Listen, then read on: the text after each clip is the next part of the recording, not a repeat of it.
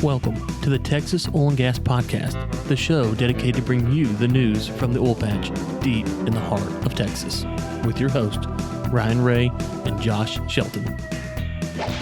And we're back with the Texas Oil and Gas Podcast. This is episode 126.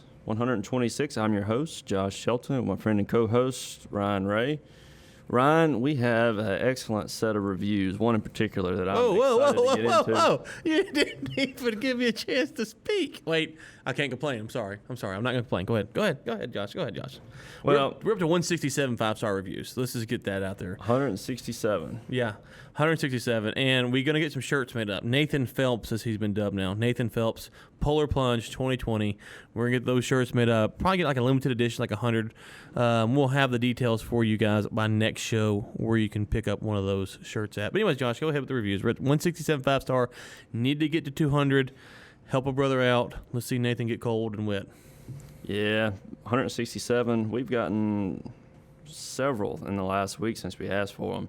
So I think old Nate's going to get wet here in January. But Ryan, you know, I'm the favorite host, and you know I'm also, it appears to be, the adult in the room. So I'm just very thankful to our listeners for not only giving us the reviews, but recognizing the true talent and the ballast that's in this boat. The ballast. Oh my gracious. Well, let's read some of them 5-star reviews. Not all 5-star reviews are created equal, I must say, before we get started.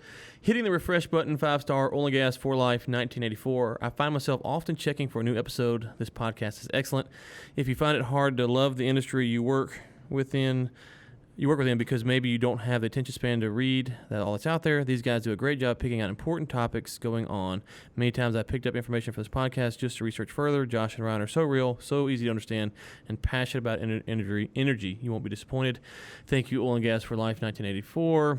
JT 6 Mil. If he got $6 million, could he donate some to the show? I wonder about that. He doesn't.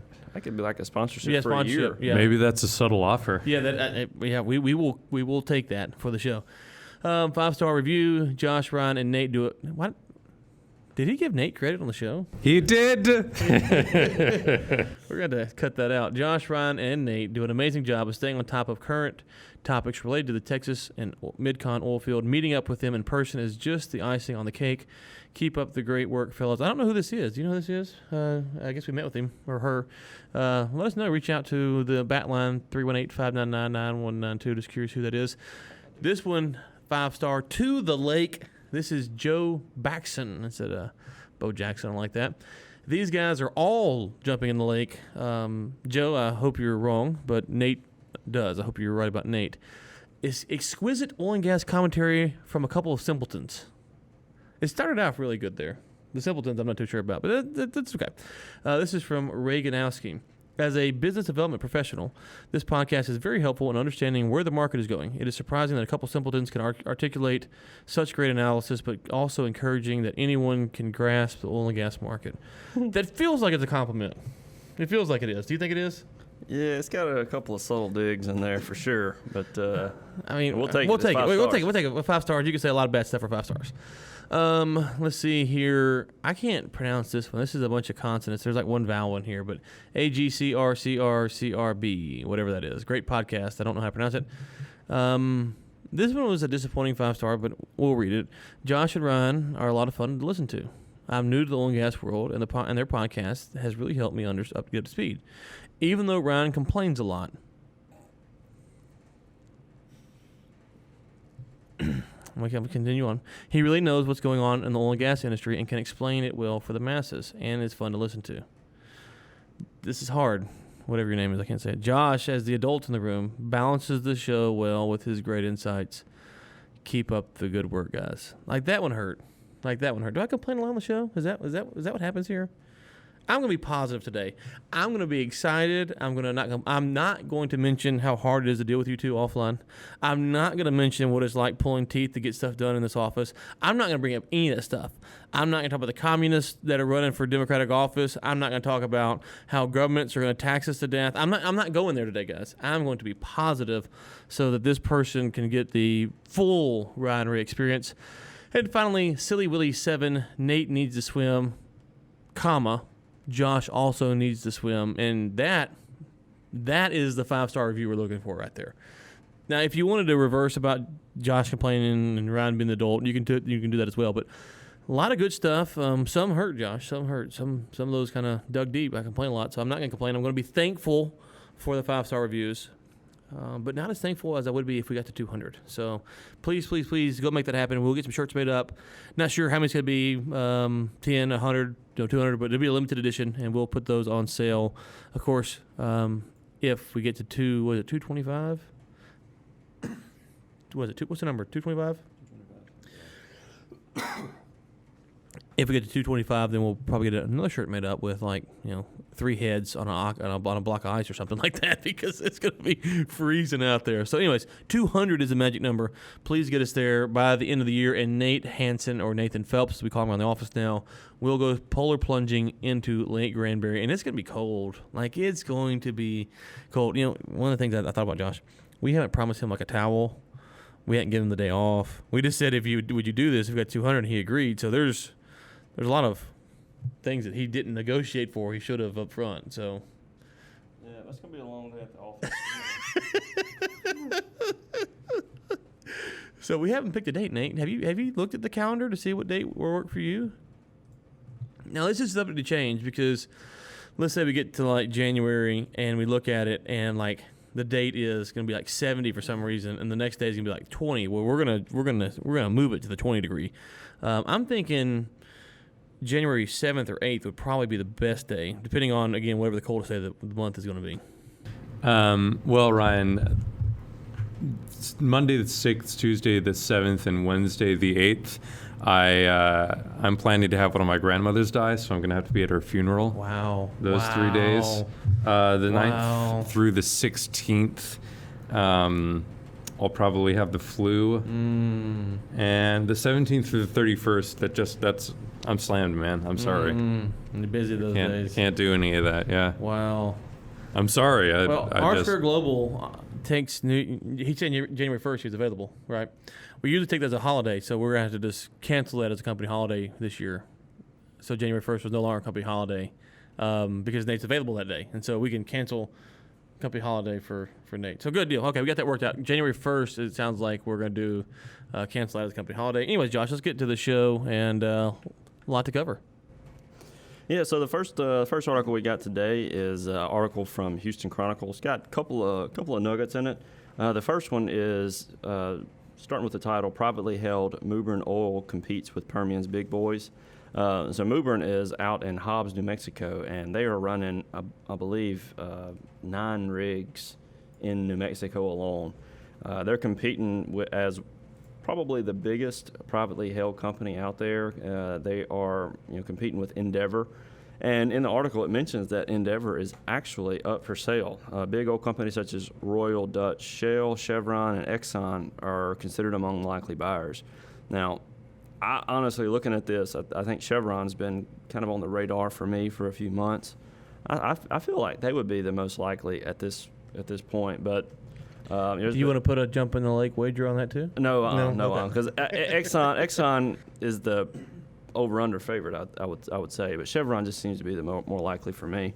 So that's something to keep an eye on. Endeavor have been blowing and going for the last 4 to 6 weeks. I've been looking at the drilling permits that have been filed, and things are coming out on LinkedIn pretty frequently.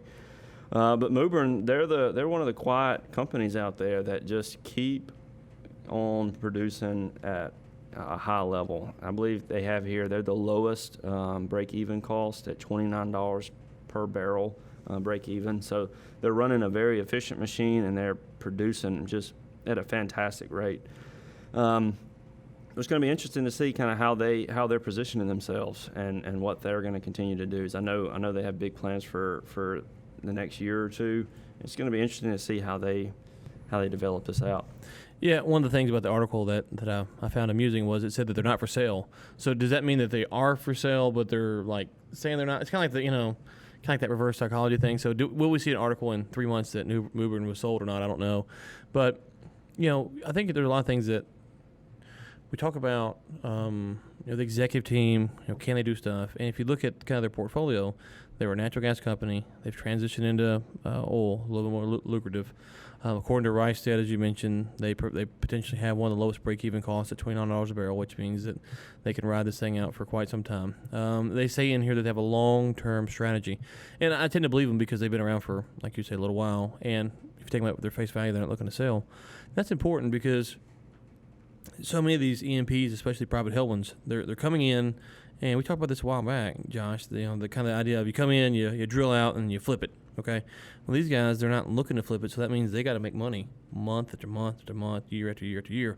And so if you do that, your strategy is going to be different because you're going to have to buy acreage that you can develop for a longer period of time. You got to drill, keep your costs down, all of those things that if you're wanting to if you're wanting to maintain a long-term profitable business, you just operate it differently. So it's a great piece here, and it'd be interesting to see because, as you mentioned, if you go read Sergio Chapa's drill down report, you'll see their name in there regularly about how many rigs are running, or maybe it's not him, maybe it's because he does Texas, but there's some report that we get, I can't remember who has it out, and you'll see their name on there regularly about how many rigs are running or how much activity they have going on, and it's quite impressive because they don't get a lot of headlines. And so that's the other thing about them is they're doing it nice and quiet. They're kind of staying off the books. They're not looking for the attention.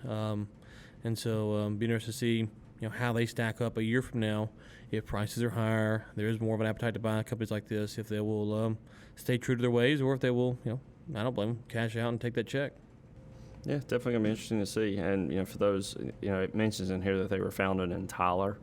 But they have a pretty massive office. It says here they're the largest oil and gas producing employer in Lee County, so which they're not competing with a whole lot there. Next article is slowing Permian oil supply might be reversed soon. This is a Forbes article, and there's a lot of interesting stuff that this guy Michael Lynch brings up here. So we know that production has been, oil rigs have been declining. Production has been a bit of a struggle, especially in terms of what people were able to turn for a profit.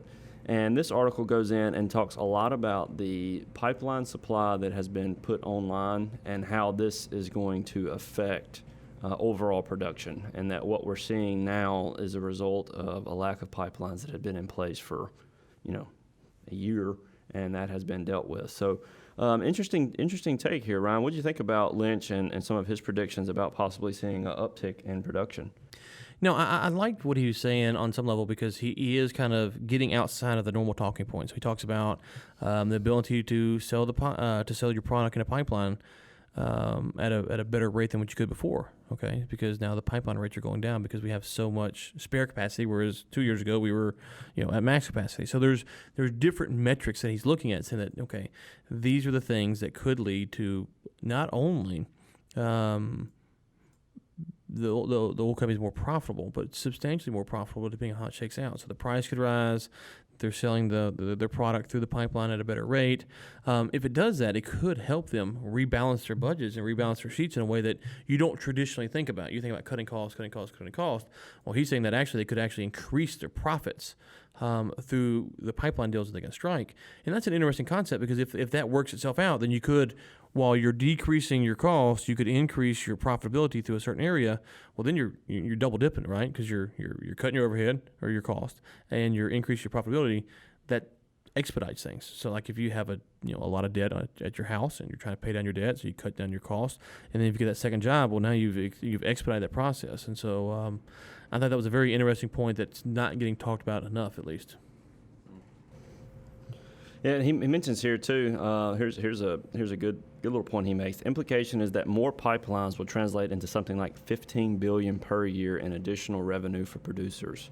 But it also suggests a different possibility for the fall off in Permian drilling. Why produce oil now if the price would be 20% higher in a year? Right. And so that's a great point, and it brings your attention to some of these bigger players that if you look like someone like Exxon, their production was actually down last year, and they have really been ramping up this year. Well, you can see that for them, the pipelines coming online was really the big deal that kind of marked their activity. They were waiting to be able to transport this at a reasonable cost. I mean, looking at the gas prices, it went from $2 to 65 cents. So you can see how the pipeline accessibility has really played a huge part in what these companies are planning to do. Yeah, it definitely played a part. I think the one final thing just before we get off this is we have to remember, and we say it regularly, but you can't emphasize it enough, is that it's not a monolithic issue, right? There's a lot of companies, a lot of different factors, and so I think this is something to watch and to see where it plays itself out, but it also doesn't mean that it's actually going to work, because different companies might be in, a certain company might need to produce right now, even though they're not getting the best margins, because they just need to make the money now. They can't afford to wait 6 months or a year to rebalance the budget. So I think it's a good thing but I hate to bring that up every time, but I do think it's a great piece, but you just also have to remember when you're reading this news, it's not always a one-to-one issue. Another article we have, oilprice.com, or US Sanctions killing crude. So there's a couple of points that are made here. First, it talks about another false start from the Saudi Aramco. There's a mention of trying to deal with the Saudi attack that happened, a month or so ago, and how that could affect the value of Saudi Aramco as a whole. So they're trying to address some of these concerns, and so they're as expected, there is another delay for the Saudi Aramco IPO. It's going to be interesting to see how this runs out. Like you mentioned, Ryan, that they wouldn't be doing this. They wouldn't be planning to go to launch an IPO unless they thought the oil prices were going to go up, which would help their valuation. And also, I wonder about their production. The article mentions that they're actually positive about their production numbers, but my question is, some of the numbers that we've seen have indicated that they're going to be less than ideal for launching the IPO. That their production is actually going to be less than what they were intending. Yeah, so Nate can link to this. 1 or 2 episodes ago, Ellen and I had a at-length discussion on the Saudi Aramco IPO on the Energy Week podcast. And so if you're interested, kind of the different facets of that, where we went, what Ellen is as I said on the show, I disagree with her, but she's the foremost authority. So if you're going to bet on something, bet on what she says. But we did have a different opinion there. But obviously she is far more entrenched with this. But my position is laid out there, and Ellen's position is there. And so Nate, I think Nate, you can put that in the show notes. So we'll link to that in the show notes. So anyone who wants to go hear what we think about the Aramco IPO, it doesn't change. This news doesn't really change my opinions, but it's a kind of a lengthy discussion we have. Probably 10, 15 minutes on that, Nate, we spent? Yeah, so 10, 15 minutes on that. So we'll link to that, so we won't hit that again, but it'd be good for anyone who wants to hear those comments. And not only that, but U.S. sanctions. So this is another part of the article. U.S. sanctions can kill U.S. crude. So it mentions the sanctions that were put on Iran and Venezuela, how they were forced to they were designed to force Iran to basically fall in line over the nuclear deal. And what's happened instead is the record low production for Venezuela and curbed export profits for Iran. And so I think it is putting some pressure on them, but I think one of the other aspects of this is that it's also putting pressure on other countries that are having to pay higher prices for exports to ship oil and gas.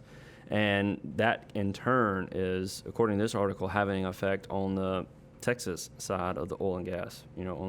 So it interesting how these tariffs and sanctions that we're putting on can actually come back to actually bite us in the butt because of the way the economy works.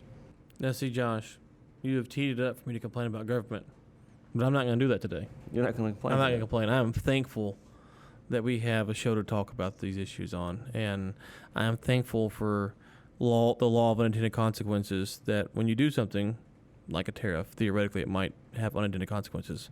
I'm not going to complain about that law today on the show, but thank you for trying to bait me in. This is Ryan 2.0. It's not happening today.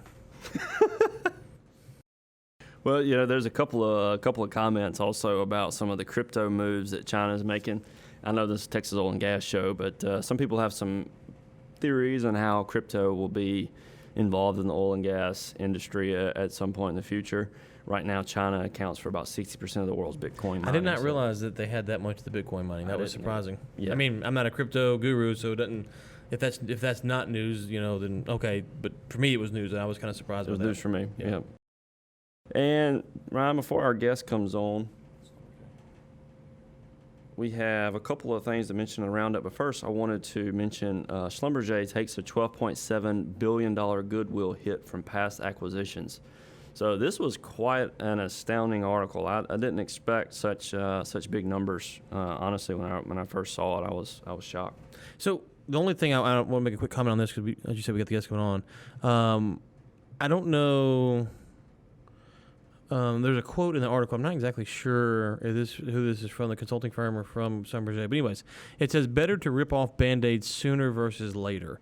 And my comment on that would be, if that is true and that's what they're doing, then I think this could be a good sign for Schlumberger moving forward. If they are actually just ripping off the Band-Aid, they're saying this is the problems, here's the write-downs, here's where we got to go.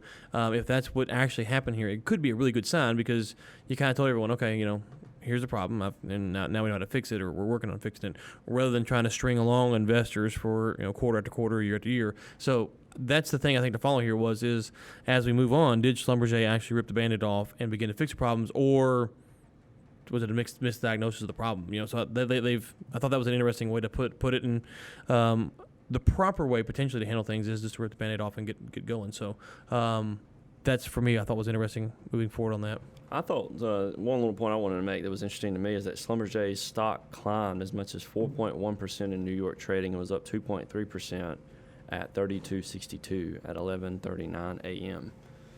That wouldn't have been my expectation coming out, from the statement that they made, $12.7 billion hit from past acquisitions.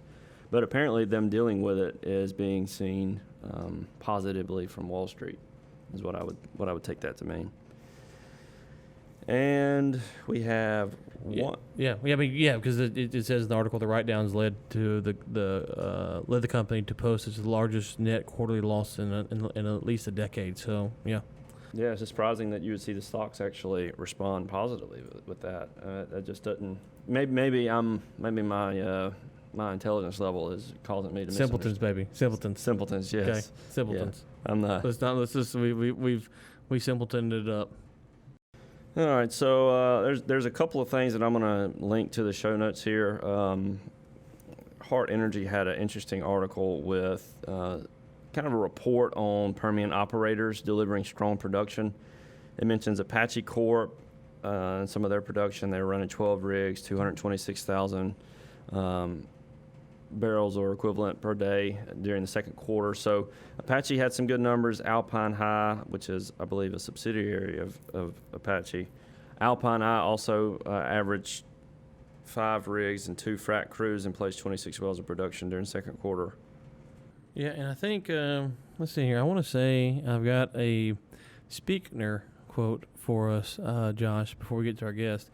Now, we should say that we're recording this on Monday. What's today's date? Today is the 21st of October. Okay, it's the 21st. We were recording this next week's episode on Thursday. And so there's a few articles we have left out because I will be at the Bush China stuff a week from today. So if you're in Houston or whatever, let me know. I'll be down at the Bush China event, bushchinaconference.org. So there is an article. We're going to talk about it here loosely, but we'll tease it, I guess, because it'll be on Thursday's show. And Josh, this was kind of big news that broke over the weekend. Is the Carlyle Group exits the Port of Corpus Christi deal that they're involved in, and let's just say Speakner sent me a text in which he complained a little bit, just a little bit. So, just slight complaining from Speakner himself. So I just wanted to get that out there, that he is not happy about what's going on those issues. Speakner, the Prophet of Doom, obviously weighs in with his thoughts from time to time. And he did also have a comment on a deal last week we saw on what was the deal that happened last week? The Parsley deal. And so he was saying that, he said that, quote, you will see more mergers that are all stock deals. And so he's saying that when you see the mergers that are stock deals, it's not like a typical deal where someone's buying out. When it's all stock, it's really not as lucrative as you might read from the outside perspective. So, all right, we have a special guest coming on the show today, Ross Whigham. He is Manager of Business Development and Marketing with Revelant. appreciate you coming on the show today, man. Excited to have you on. Yeah, thanks, guys. It's an honor to be here. Been a long-time listener. I really appreciate what you guys are doing, and happy to be a part of the conversation today. Before we get into the meat and potatoes of what you're going to discuss, you were airing out some grievances with Nate. Did you want to do that online now that we're recording, or did you just was that? I mean, you were saying some pretty nasty stuff. I didn't know if you wanted that to be on here or not. So. Well, you guys are trying to brand this as a family-friendly show, so a lot of what I would like to say, unfortunately, would not go. There would be a lot of beeps involved, and I don't really want to put a negative light on myself. I think I'll just go ahead and say that, Nate, your work is very much appreciated, air quotes, and thank you for your service. Very We gotta get this guy on as a reoccurring guest. I don't wanna. Air quotes. Nate, to be honest with you, man, I'm just happy that I have the opportunity to beat up on someone because I'm normally in your shoes, man. So just see it from that perspective. Nate's like the Cinderella of our show. Everyone takes the woodshed to him, and oh man, yeah. Well, that's I mean, we should probably end there. We peaked already. I mean, that's. Yeah, that's. You guys have a great day. Take care. Okay. Well, first off, we need to link to your company. So, Revelant, tell us a little bit about who you guys are, what you do, and we'll kind of get in a little bit more what we have you on to talk about. Yeah, I appreciate it. So, Revelant, we are a material sciences company, and so we're applying a lot of the research and development on a patent-pending material that we actually manufacture to common oil field production challenges. And we typically, right now, are serving the upstream production market. So this is after wells have already been completed or kind of into their, life phase. A lot of the wells we go into right now are like the rod pump, stripper well market, 5 barrel a day and below kind of activity, and where people see production challenges around paraffin, calcium carbonate scale, maybe some asphaltenes as well. We're applying our material science to solving those problems. So you mentioned some of these problems for maybe our listeners who aren't up to speed with what these problems are, why they exist, what causes them, where you might find them more prevalent than other areas. Can you kind of break down those in a little bit more detail for us? Yeah, sure. Good question. So paraffin is probably the number one problem we deal with. And depending upon, the formation you're producing out of and your depth will depend upon whether or not you have a paraffin problem or not. But if you have it, typically you see the paraffin deposit out anywhere between 1,500 feet to 3,000 feet down in your well. And when it deposits out, when I say that, really it becomes a crystalline form and hardens. And, I talked about the stripper well. Oftentimes when you're having to strip a well, I mean, it's literally like taking frozen peanut butter out of a well that's, a couple thousand feet down. So for paraffin, what we're doing is we're helping prevent or hold that paraffin in solution so that it does not crystallize or deposit out up your wellbore. With calcium carbonate scale, you might see calcium carbonate scale throughout your well, or maybe even on your flow lines. We work a little bit differently where we help prevent the same type of crystallization that we talked about with paraffin, which would harden, i.e., make the diameter of your tubing essentially smaller or make it harder to flow. But we can also remediate and knock some of the existing calcium carbonate scale off. So with paraffin, we're more preventative in the fact that we're holding that in a more soluble state, i.e. making it easier to produce your well, even with the paraffin still in there. With calcium carbonate, we're both preventative and have some ability to remediate too. So you talked about depth there, but is it basin specific or is it API gravity specific, or what's causing this this problem at these depths that you're seeing, or is it just a universal problem that you're going to find wherever you're working at? No, thanks for that. That's a great clarifying question. That's something that we ask a lot of our customers too. If you have a paraffin problem, it's pretty common that it's related to a certain geography. It's not 100% of the wells see a paraffin problem, but it can be 100% of the wells in a given area. So there absolutely are specific geographies.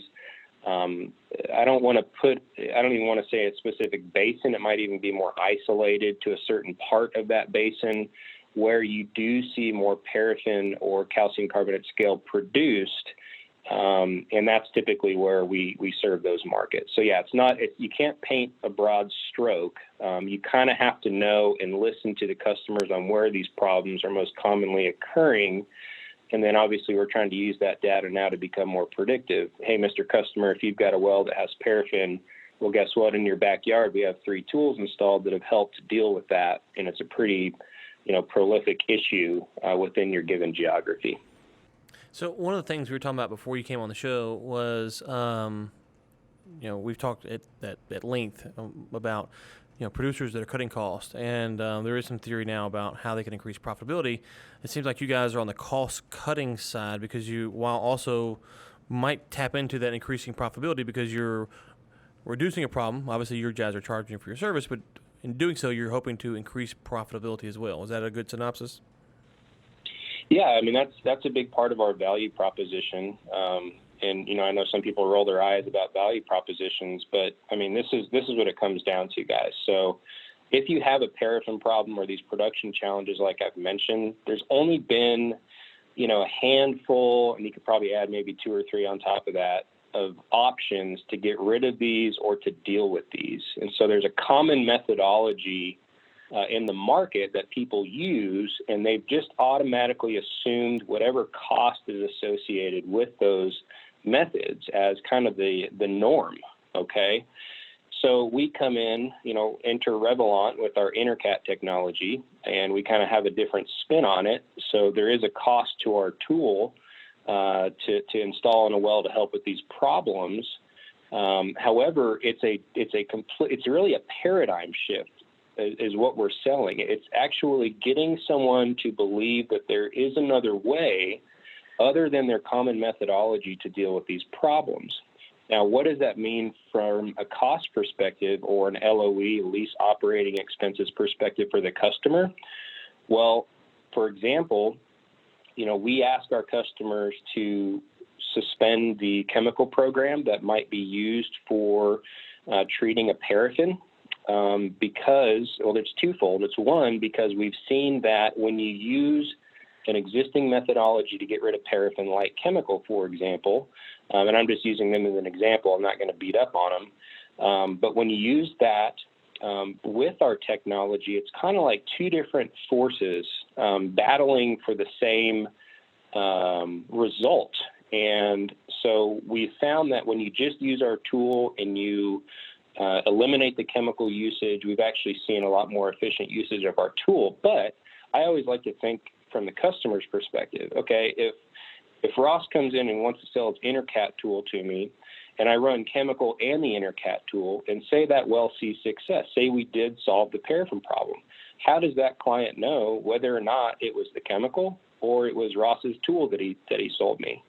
So some of it's somewhat just salesy, if you will, to put a new word out there, and it's just to say, hey, look, Mr. Customer, at the end of the day, you and I both want to know whether or not this is something that helped you or didn't, and not leave any question marks at the end. So that's a very long-winded answer of saying one of the ways that we can help with cost is, yes, we do see an elimination of chemical cost or a reduction of chemical cost in most cases. Furthermore, one of the biggest costs that we talk about with our customers, back to the lease operating expenses, and you talk about stripping a well. I mean, that requires a workover rig and labor to come and intervene on that well. One of the things that we've seen be the biggest, economic factor is we have seen oftentimes a reduction of how many times people will have to come in and work over the well. And that just comes simply from holding back to what paraffin is and how it forms. If you keep that in a more soluble state and it doesn't set up in your well, there's less opportunities for you to have to go in there and strip that stuff out and intervene. So we like to say that we lower the total workover cost as it's related to these production challenges. And when you start talking about just cutting costs, like you said, obviously that's going to lead to increased profitability. We also have some factors that we feel confident in and we kind of pride ourselves in. We do feel like that we can help stabilize your production. I will never be on a call or talk to a customer and say that we increase production. And if somebody does, I'd probably ask them to leave the office. However, if you think about it, if we're saying that we're reducing the amount of times that you have to cut into a well or shut in a well to intervene, obviously you're going to see some production stabilization. So for us, it's more of the replacement of lost production that is a lot more valuable to our customers. And then the fourth piece of value, so we kind of have a chemical cost, a workover cost, we have production stabilization, and the final point that we offer our customers is we do believe that we have some HS&E, health, safety, and environmental benefit to our tool. This is a piece of material that is non-powered, it's non-nuclear, it's non-chemical, it's non-magnetic, and it's a tool that will not impede the flow of your well. So the risk to install our tool is very minimal. And on top of that, if I'm saying that, hey, you're no longer going to have to go out there maybe every month to work over a well, or even 6 months to work over a well, that's less windshield time for the guys in the field to have to go and deal with these problematic wells. And as we all know, the unfortunate nature of the oil field right now, and then one of the number one causes of death in the Permian Basin, for example, unfortunately, is automotive accidents. And so I will never put a dollar amount on what we can bring to the table from an HS&E perspective. However, we do feel like this does offer some advantages when you run a piece of technology like ours versus some of the common methodology. What can you add about predictive analysis? What can you tell us about that? Okay, good. Yeah, good question. So we've heard a lot about it, right, in this industry. It's all about the big data. It's all about artificial intelligence. And what does that bring? Well, everyone's trying to get more predictive and to have a better model of achieving success. And, we're no different from any other customer, regardless of how you want to use that information.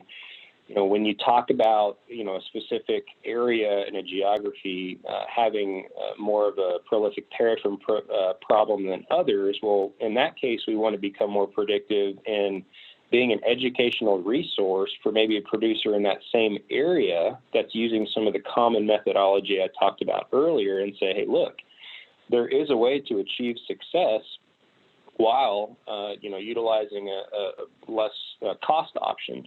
And so there is some predictive analysis that comes from just a sales perspective. But, back to the point, we're a material sciences company. We've invested a lot of time and effort into our research and development. And for us, when you have a disruptive technology, something that is patent pending and proprietary, there's a lot of information that you have to gather in order to help kind of build the model and yes, become more predictive. So let me just give you an example. So a customer comes to us and they say, hey, we're seeing, a certain fluid characteristic in a certain well in a certain area. Well, it would be nice for us to draw on our experience and our data that we've gathered either from our past installations or the research and development we've done to say, hey, Mr. Customer, thank you for your information. We have, really, we have a high confidence that with these characteristics that you're showing us, that we will be able to help you.